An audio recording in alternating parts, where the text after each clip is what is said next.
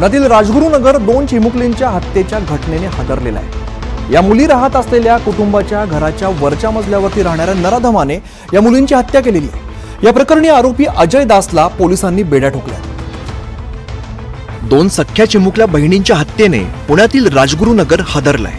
या चिमुकल्या राहत असलेल्या घराच्या वरच्या मजल्यावरती राहत असलेल्या परप्रांतीय व्यक्तीने या 2 चिमुकल्यांची हत्या केल्याचं समोर आलंय। या नराधमाने दोन्ही बहिणींना गोड बोलवून स्वतःच्या घरात आणलं आणि तिकडे सुरुवातीला एका बहिणीवरती अतिप्रसंग करण्याचा प्रयत्न केला।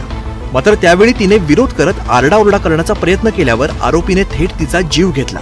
पण त्यानंतर आपलं बिंग फुटेल या भीतीने त्या आचार्याने दुसऱ्या बहिणीची हत्या केली। त्यानंतर मृतदेहांची विल्हेवाट लावण्यासाठी घरालगतच्या इमारतीजवळच्या ड्रम मध्ये मृतदेह फेकले। या घरी राहत होत्या त्या घराच्या वरती एक भाडेकरू राहत होते आणि त्याच्या एका टँकमध्ये टाकीमध्ये ते आढळून आलेले होते। तुम्ही त्याला एन्काउंटर करा, तुम्ही हैदराबाद पॅटर्न हेडमध्ये राबवा, महाराष्ट्र पोलिसांचं नाव जगामध्ये होईल। आरोपीच्या फाशीसाठी राजगुरुनगर पोलीस स्टेशन बाहेर पीडित मुलींच्या नातेवाईकांनी आंदोलन केलं।